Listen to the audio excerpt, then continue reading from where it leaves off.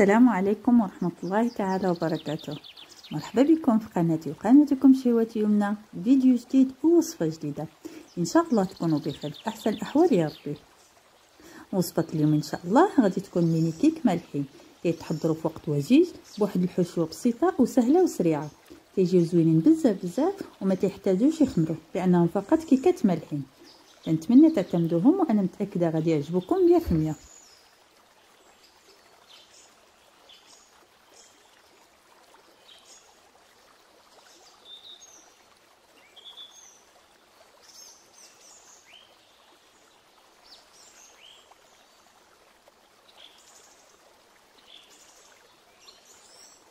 ندوزو على بركه الله. نبداو اول حاجه بالحشوه، حيت ضروري خصها تبرد مزيان.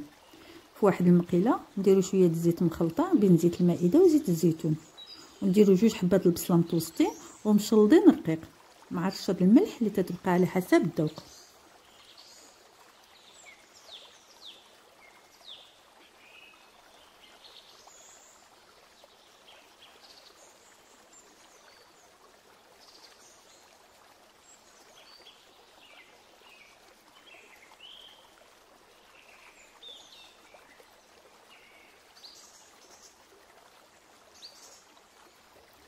من بعد ما تشحرات البصله شويه نضيف عليها 2 فصوص ثومه محكوكين ونخليهم يزيد يتشحروا مزيان حتى تهبط البصله ويتبدل اللون ديالها.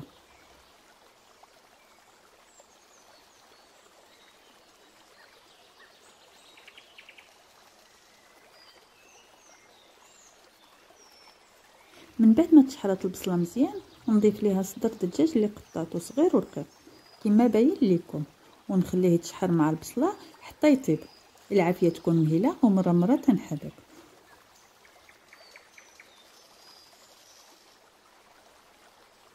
وندوز العطريه تندير لي بزار والخرقوم والسكنجبير، هادو هما العطريه اللي استعملت.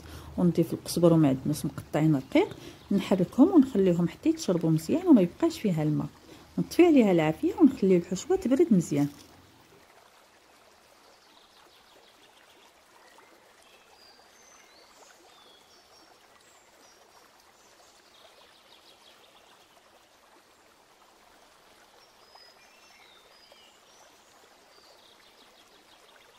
في واحد البول كندير معلقه صغيره د الملحه مع شويه د الابزار، كميه من الزعتر محكوك تقريبا معلقه، 3 حبات البيض اللي تيكونوا بدرجه حراره المطبخ، تنضيف عليهم معلقه صغيره د السكر غير باش يعطي لي اللون الذهب. تنحرك هاد المكونات مزيان حتى ينسجموا مع بعضهم، ونضيف عليهم نص كاس د زيت الزيتون. ممكن ديروا حتى زيت المائده، انما زيت الزيتون تيجي احسن.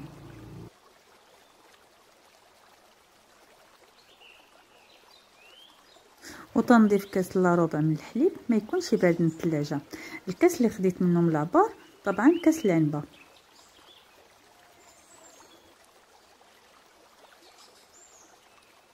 وتنضيف قياس 2 معالق كبار فرماج محكوك، وممكن تعوضوه ب2 حبات من فرماج مثلث او مربع. وتنضيف 2 معالق كبار بالنشا الذره او المايزينا، نخلط حتى ينسجموا ليا مع بعضهم.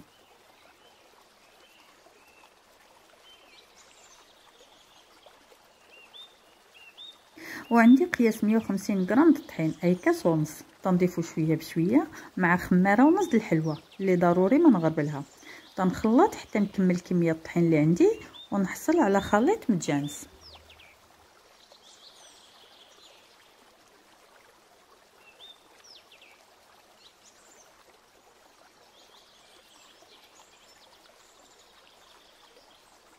تناخذ القوالب الفرديه اللي دهنتهم مزيان بالزبده ورشيتهم بالطحين.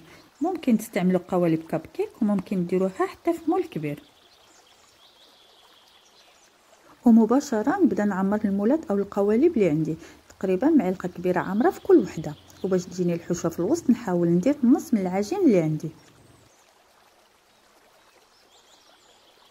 تناخذ الحشوه اللي بردات مزيان، تناخذ شويه منها ونديرها في وسط العجين. نحاول ما نقربهاش للجناب وبلا ما نضغط عليها، نستمر حتى نكمل على الكميه اللي عندي. وتناخذ شويه من الفرماج محكوك تنضيفه فوق الحشوه، هذا تيكون اختياري، انا زدته باش تجيني المعلكه اكثر من الداخل.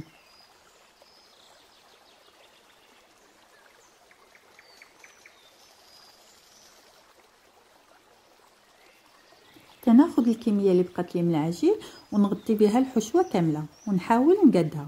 وفي هذه الوقيته شعلت الفران يسخن على درجه الحراره 200، وملي ندخلهم نقص درجه الحراره نخليها غير على 160. ندخلهم الفران ونخلي العافيه غير من التحت حتى يبداو يتحمروا من الجناب. نشعل العافيه من الفوق باش يتحمروا ليا.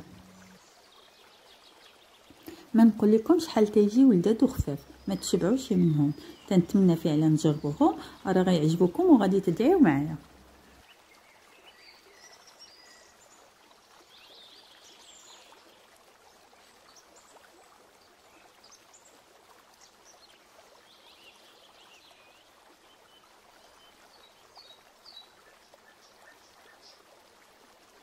وهنا من بعد ما طابوا تحمروا خرجتهم وزدت لهم شويه د الفرماج محكوك من الفوق كتزيين، ونردهم واحد شويه الفران باش يذوب الفرماج. من بعد ما خرجتهم من الفران وباقي سخونين كما تتشوفوا تنحيدهم بكل سهوله.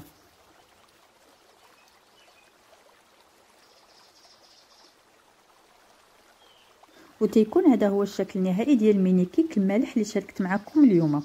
تيجيو غزالين لا في المنظر ولا في المذاق، واكيد غادي نفتح معكم وحده وتشوفوا كيفاش تيجيو من الداخل. تيجيو مقرمشين من برا وهشاش ومعلكين من الداخل. انا متاكده غادي يعجبكم وتعجب عائلتكم.